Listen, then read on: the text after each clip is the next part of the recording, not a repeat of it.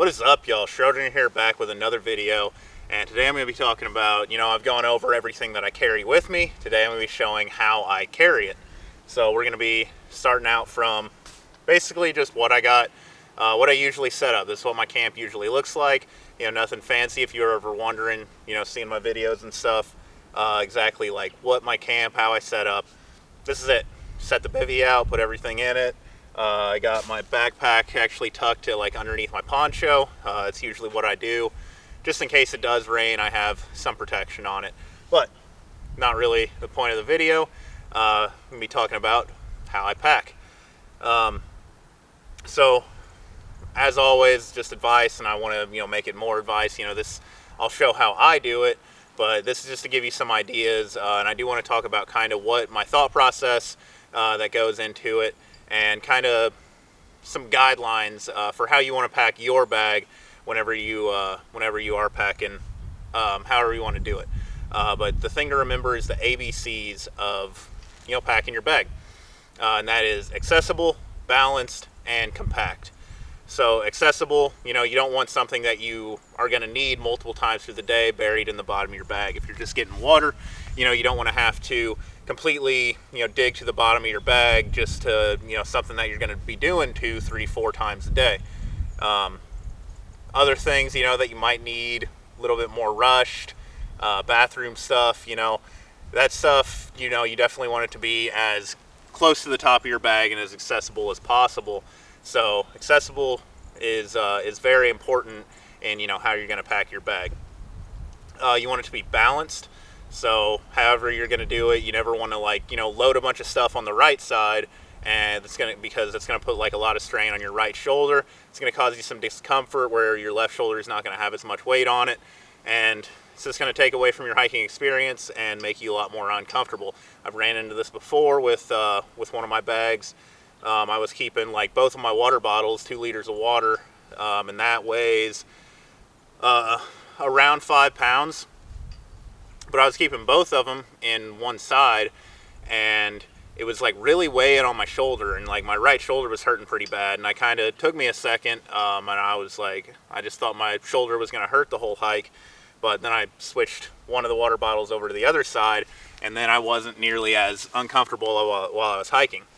And then compact is important because you don't want to be carrying an 80-liter bag to carry 20 pounds of gear.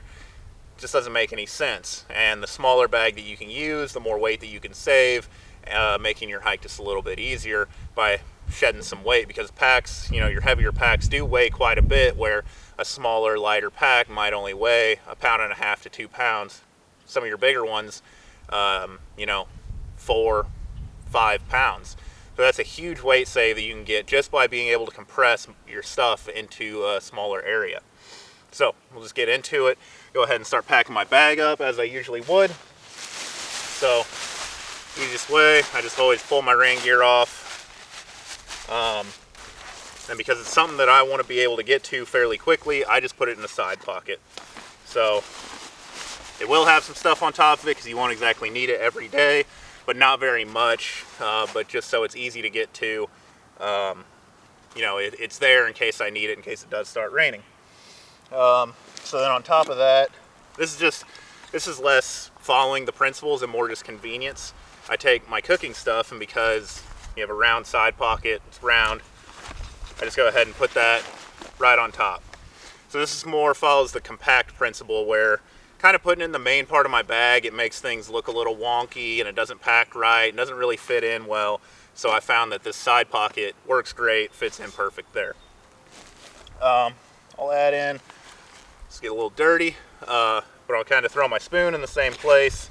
Again, just so I know where it is and so I don't lose it. I don't want it getting buried in the bottom of my bag, where there's a lot more dirt. Anything that accumulates on your gear is going to end up in the bottom there. So I would rather, keep things that I'm going to eat with somewhat clean. The last thing that I would put in this side pocket is, as I'm packing up, I don't have it set up fully, but I would take the poles out of the small support that I have on my bivvy, and I would throw these also in this side pocket. Again, more just for convenience. you know, so there's somewhere where I can get to them right away once I do need to set up my bivvy. So getting to the main pocket, this would just be in the bottom of my bag, but these are like all my extra clothes and stuff. Gloves, extra underwear, extra socks. These would already be in my bag. I wouldn't take these out when I get to camp, but I always take these and they go straight to the bottom of the bag. So a lot of times I usually don't change clothes until like I get to town. So I'm not going to need them until I get to town. Or, you know, it's like my sleeping gear, like my tights go in the bottom. If I was wearing a jacket, my jacket would usually go on the bottom. If it was like a kind of a warmer day, I would stuff that in the bottom of my bag, and that's where I would set, because that stuff is cloth. It is fairly compressible, and you know, I'm not going to need it very often, so it'll go in the bottom of the bag. If there is something that I think I might need, so maybe like my jacket, my tights, if it's like cooler, I know it's going to cool down, an extra pair of socks maybe if I know I have one river crossing, you know, then I would take those and I might put them like in this outer pocket, leave them there. So once I get to that point where whatever, maybe I need to just add on more layers or, you know, change socks, whatever I need to do, then they're ready, they're available, they're accessible, and I can just grab them, change out whatever I need to change out, and get back to hiking. So into the main compartment, you know, I have that stuff is already in there. The first thing that I pack in is my sleeping pad. So I already have it just folded up and ready to go. But this is a tip that I got about a third of the way into the AT, and because I was switching to like a frameless pack, the guy told me to take it, fold it up a couple times, and just set it basically against where my back is going to set inside the pack. So this is going to give you a little bit of extra support. Not a lot. I mean, I never really notice it. But one of the nicest things I've found is that, like with the frameless packs, they sit flat on your back, you know, or like an internal frame pack has like a little bit of a U shape where it pulls it off of your back and it kind of keeps you from sweating. Unfortunately, a frameless pack doesn't have that. It's going to sit flat on your back. It's going to make you sweat a lot, and that sweat doesn't have anywhere to go other than into your bag. So this kind of keeps some of the more important stuff, like my sleeping bag, any electronics I have, it's going to keep those from getting like completely soaked in sweat, because I've like had times when it's like real hot, I'll get into camp and I'll have a puddle in the bottom of my bag. I've had that happen. I ruined some headlamps because of it. It's unfortunate, but it's something that happens. And yeah, it's just kind of the fact of having a frameless pack. But putting the sleeping pad in there like that is going to keep it a little bit out of the way, keep the sweat off of everything, and I just find that everything packs better when you have it in there. So that is how I do it. You know, of course you can do it however you want. The next thing I would pack, just gonna pull this around so I have this next to me. Next thing I would pack would be my sleeping bag. So typically you do want your sleeping bag to kind of go all the way in the bottom, or as close to the bottom, because it's your most compressible thing. It's gonna, you know, you want all the weight on top of it, pushing down on it, compressing it, you know, smashing everything together, because you can see this is like uncompressed, takes up a lot of space, but as soon as I start kind of packing down on it, it gets a lot smaller. So that's a tremendous difference, where covering my entire torso to barely covering my chest. So yeah, you want weight setting on top of that just to kind of compact it down even more. And it's usually one of your heavier items, and you typically want your heavier things set in the bottom of your bag, because that's going to more effectively load weight onto your hips, take weight off your shoulders, and make your hike a little bit more comfortable. So I'm going to just stuff that down as much as I can, and that'll sit in the bottom, and it gives me a nice base to rest against my hips, a little bit of cushion, just a lot of benefits. And I'm not really going to need my sleeping bag until I get into camp. I'm not like going to bundle up in it in the middle of the day. I mean, you can if you want, that's what you want, but I never have found any need for that. So sleeping bag always goes in the bottom. The next thing, I'm going to take this stuff, my like extra stuff sacks. I do kind of keep inside the bivvy when I sleep. But the next thing that goes in is my bivvy. So kind of squeeze the air out of it, bunch it up. If you noticed, I don't really have stuff sacks for any of my gear. I just find that they get in the way. They add weight that you don't need, and your backpack is just a big stuff sack. So unless it's something that I'm really concerned with keeping separate, I don't keep anything in stuff sacks, particularly any of my gear like that. Really just hygiene, electronics, and food. That's the only stuff sacks I have, and they're separate. My little air pump sack for pumping up my sleeping pad. Again, that just gets stuffed in. Then the next thing that goes in, my food bag. So I just have some random stuff in here just to give like some substance to it. But food bag is going to go right in the middle and on top of that stuff. So your food tends to be on the heavier side of things that you're going to carry. Unfortunately, it does have to kind of go towards the top to be accessible, because like when I take a break to get a snack, I don't want to have to dig, pull out everything out of my bag. I just want to open it up, be able to eat off the top of my bag, close everything up, and then continue hiking. Makes the breaks a lot more efficient, and you're just spending less time doing other stuff and actually taking a break. So that is going to go right in the middle on top of the sleeping bag.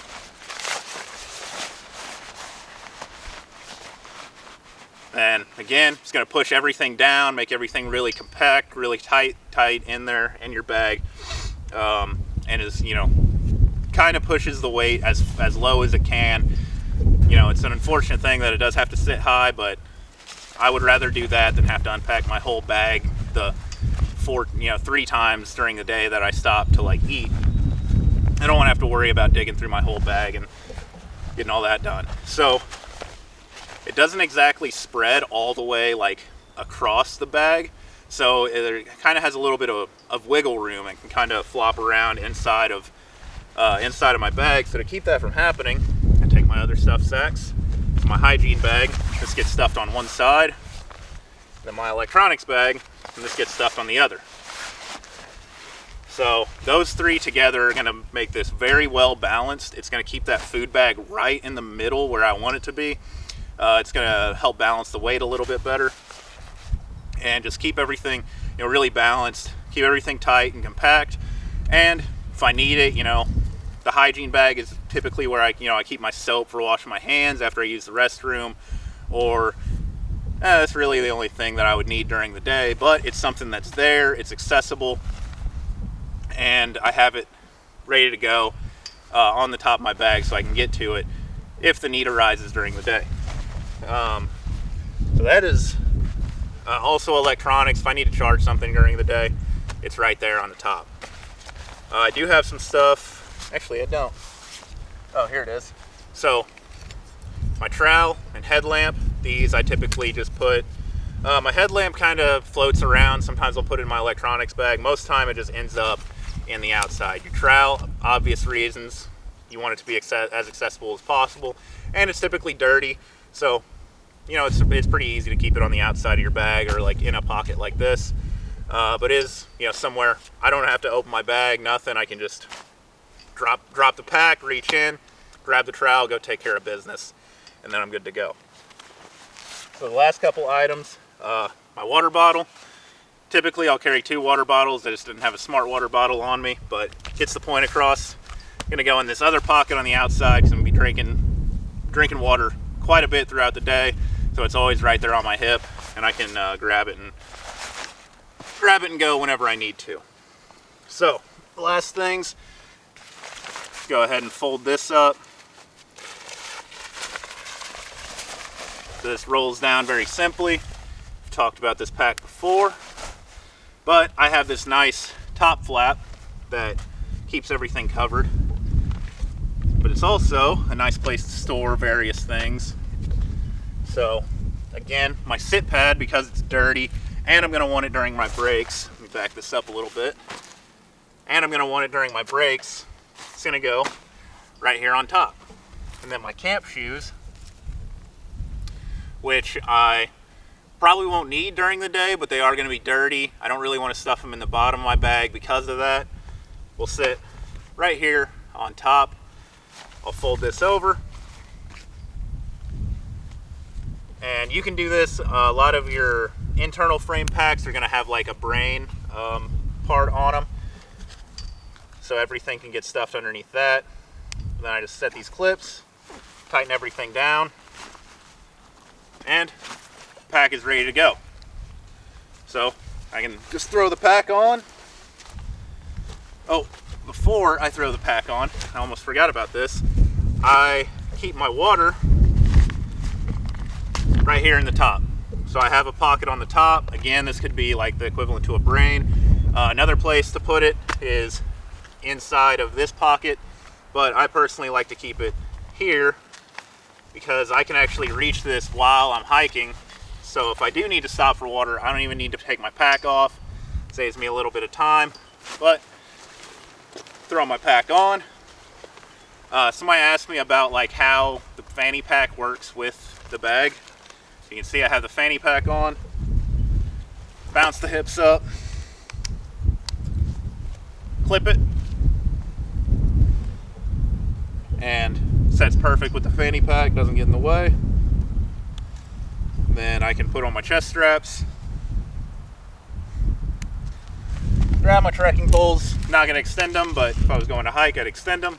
And now I'm ready to go hike. So make my way down the trail.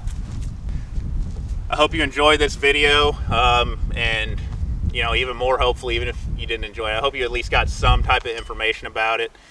You know, I learned that a lot of those kind of principles and like how to pack my bag more efficiently, I learned that about a third of the way into the AT.